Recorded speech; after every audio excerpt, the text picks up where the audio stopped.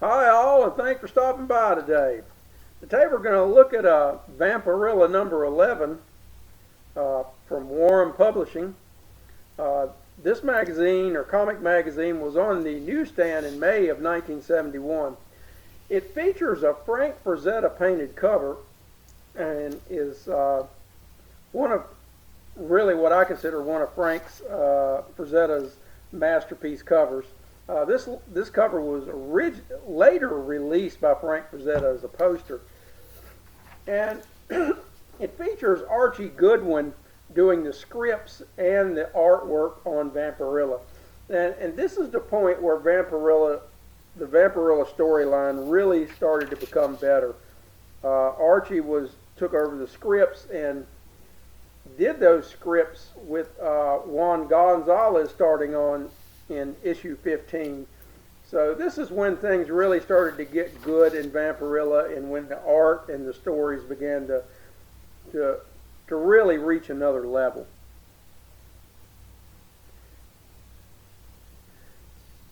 And this particular issue is a very high-grade book, probably a warehouse copy. Very fine near mint. Really nice copy with white pages. Really crisp and clean. Pages on the inside are also well centered, which sometimes is something you don't really see with these books. Sometimes they have some printing issues, but this one is really good as far as the printing issues on the inside. And here you can see the art. While the art illustration wasn't up to the level of Jose Gonzalez's art on Vampirella, it's still very good. Now, we're still seeing some stories in this issues that are basically line drawings, and we haven't reached the point where the entire book, like issue 15 and 16, which were extremely well illustrated throughout.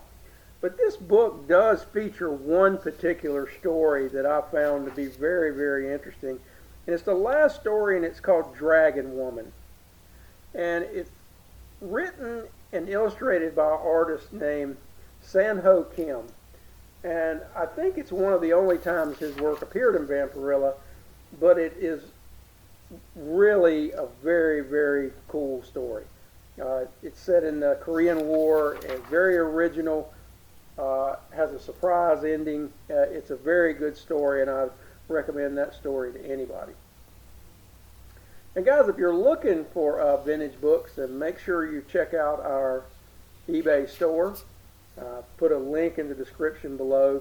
We have a lot of great deals on vintage Vampirella and other vintage Marvel and DC books from the 50s, 60s, and 70s. A lot of great deals. We specialize in high grade books, but we really carry all grades. So check us out. I'm sure there's something there you might find interesting. This story here was very well illustrated too. You can see that definitely some time was put in here in this story.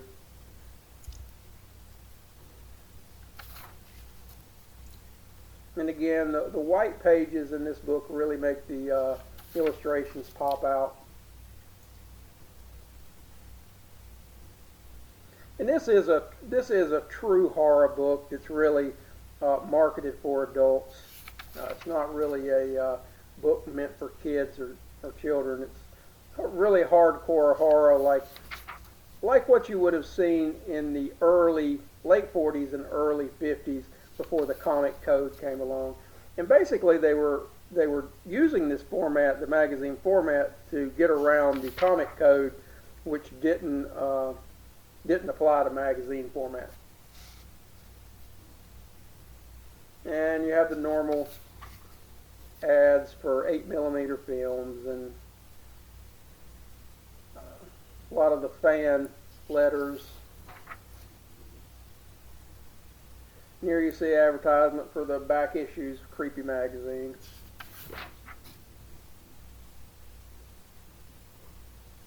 Very nice book overall.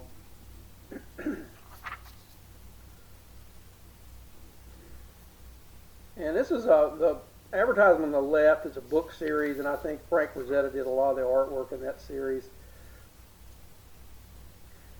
Here you can see more poster advertisement. The ads in these books were really cool. And here is the story, The Dragon Woman. I thought this was really well illustrated.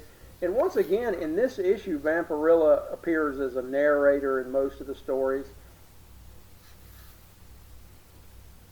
And as you can see, this story was really well illustrated. It really has a surprise ending in this story. Has all the elements of a great horror story. Zombies, serpents, death, and surprise ending. The whole thing is pretty unique. Here you see an advertisement on the back page for early Vampirella back issues. And the back cover, really glossy on this book. Virtually no spine wear, no creases. Very, very nice copy of this book. And guys, once again, thanks for stopping by. And until next time, we'll see you.